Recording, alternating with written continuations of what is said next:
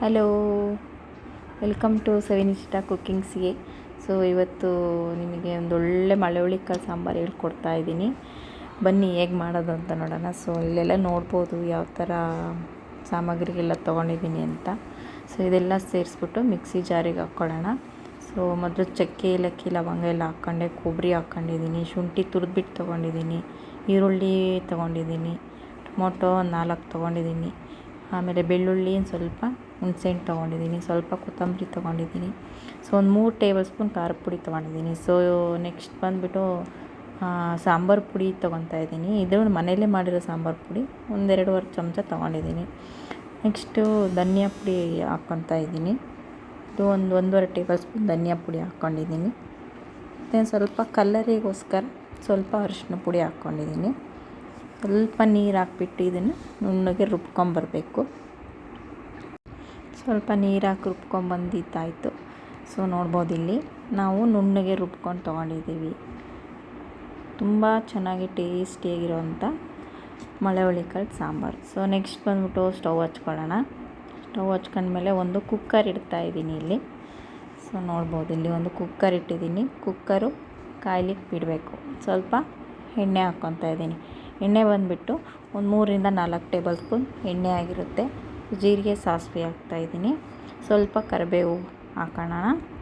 Next ಸ್ವಲ್ಪ ಒಂದು ಅರ್ಧ ಅಥವಾ ಒಂದು ಚಿಕ್ಕ ಈರುಳ್ಳಿ ಹಾಕ್ಕೊಂಡು ಸ್ವಲ್ಪ ಫ್ರೈ ಮಾಡ್ಕೋಬೇಕು ಚೆನ್ನಾಗಿ.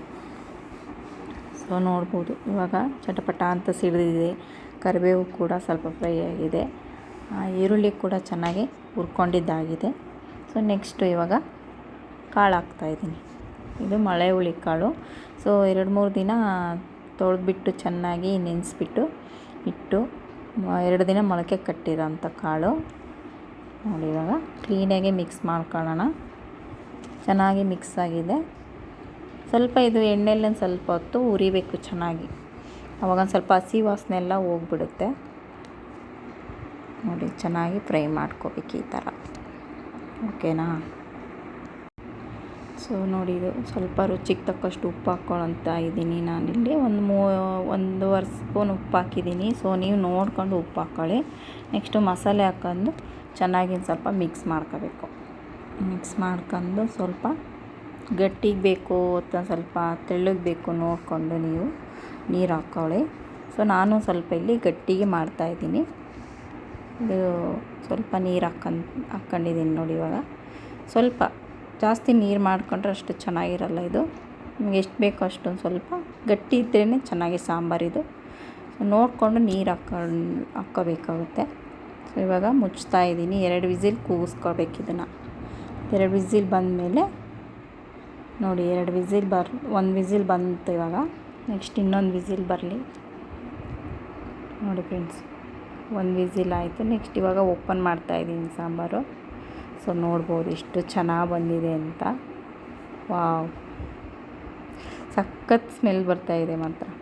ತುಂಬ ಚೆನ್ನಾಗಾಗಿದೆ ಸಾಂಬಾರು ಮಾತ್ರ. ಇದು ರೊಟ್ಟಿಗೆ ತಿನ್ಬೋದು. ಸ್ವಲ್ಪ ಗಟ್ಟಿ ಮಾಡಿಕೊಂಡ್ರೆ ನೀವು ರೊಟ್ಟಿಗೆ ತಿನ್ಬೋದು. ಸೊ ನಾನಿಲ್ಲಿ ಮುದ್ದೆಗೆ ಮಾಡಿದ್ದೀನಿ. ನೋಡಿ, ಇಷ್ಟು ಗಟ್ಟಿಗೆ ಮಾಡ್ಕೊಂಡಿದ್ದೀನಿ. ನೀವು ಬೇಕಾದ್ರೆ ಸ್ವಲ್ಪ ನೀರು ಹಾಕ್ಕೊಂಡು ಇನ್ನೂ ಸ್ವಲ್ಪ ಕುದಿಸ್ಕೋಬೇಕಾಗುತ್ತೆ. ಇವಾಗೆ ಉಪ್ಪು ಖಾರ ಎಲ್ಲ ನೋಡ್ಕೋಬೋದು. ಸೊ ಉಪ್ಪು ಸಾಲ್ಟೇಜ್ ಆಗಿದೆ, ಬೇಕಾದ್ರೆ ಹಾಕ್ಕೊಂಡು ನೀವು ಸರಿಪಡಿಸ್ಕೋಬೋದು. ನೋಡಿ ಫ್ರೆಂಡ್ಸ್, ಸಾಂಬಾರು ಮಾತ್ರ ಸಖತ್ತಾಗಿದೆ. ಸೊ ನೀವು ಕೂಡ ಮನೇಲಿ ಮಾಡ್ಕೊಂಡು ತಿನ್ನಿ, ತುಂಬ ಚೆನ್ನಾಗಿದೆ.